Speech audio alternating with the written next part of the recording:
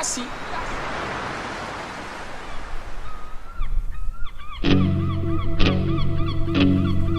Okay, so... Am I racist if I dislike black movies? Or am I not allowed to voice my opinion anymore?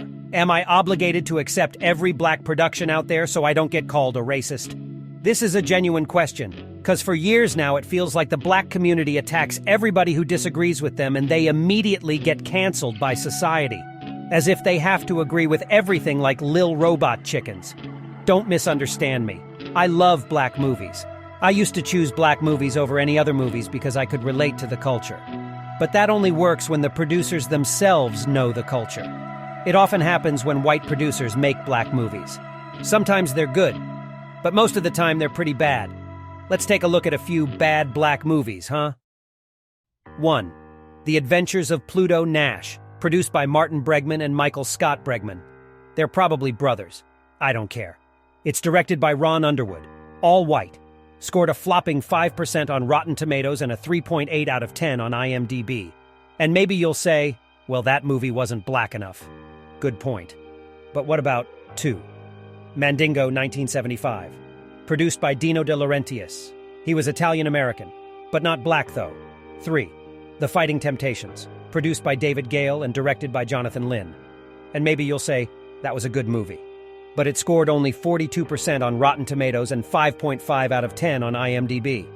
Yes, but these are old movies. What about newer ones? The new movies are good. Hold my cheese. 4. 2019. Sextuplets. Producer, Rick Alvarez and Marlon Wayans. I wonder why it was that bad. Director, Michael Titus. 20% on Rotten Tomatoes. 4.4 out of 10 on IMDb. 5.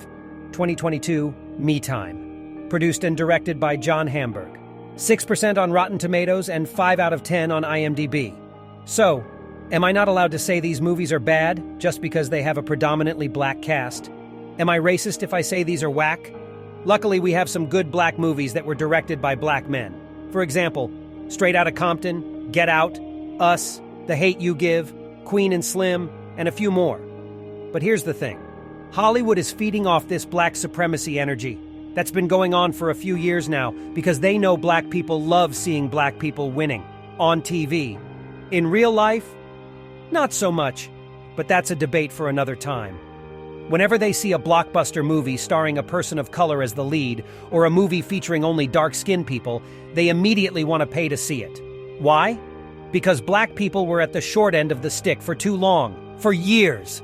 They've been side characters in white movies, throwaway actors, people who only get to star as the lead if there's a white man in the movie to balance out the blackness, or if they have to suffer, or be funny just to be relevant.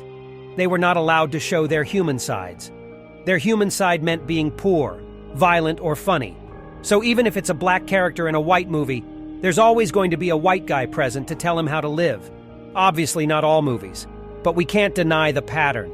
This behavior has been going on for years. Hollywood might have forgotten how big the black community really is. They forgot until one movie proved them otherwise. Black Panther. When Black Panther came out, it broke the internet. It was the best-selling movie in theaters for weeks. It made black people feel superior for once. It was a 90% black cast. In the first opening week, 65% of the audience was non-white, including 37% of African Americans that bought tickets to see this movie. That's a high number, considering the fact that there are different races on planet Earth. This movie was hard to hate. It was great. Everyone who hated the movie got bashed online. You were not allowed to say anything negative about this movie because it was made of gold and diamonds. It proved to movie producers that the black audience brought in the money too, so they started to feed on that. If black people gatekeep black movies and black characters so much, why not keep feeding them black-led movies?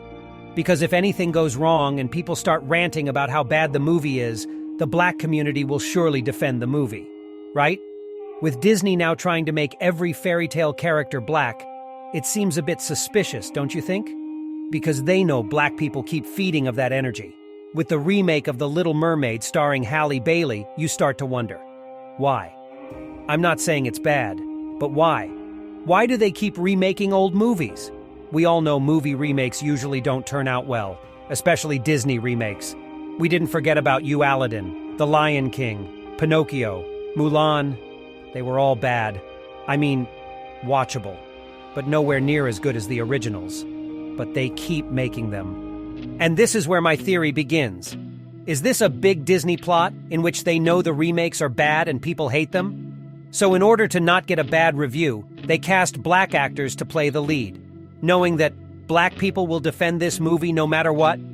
Is this their plan? Because the way I see it, Disney knows that people of color will gatekeep anything that has culture written on it.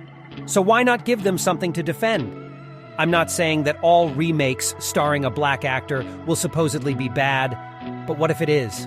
Will I be called a racist when I say I hate the movie? I don't understand why movie studios feel the need to change characters so much. There's nothing wrong with them.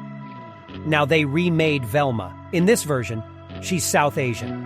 Daphne is probably Chinese or some type of Asian, given the fact that her voice actor is Constance Wu.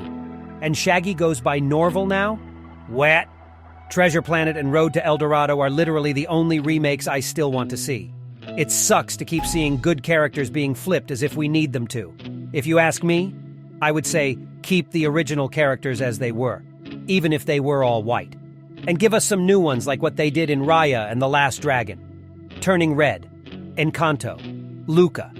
All animated characters that we love despite them being new. So, am I racist? Or is this world now highly sensitive to realism? Is being honest and voicing my opinion an issue? If you made it this far and felt triggered by what I said, then maybe you're too sensitive. Not everything has to be about race, but defending something bad just because it has your culture in it is just dumb. Thanks for watching. Queso. Bye!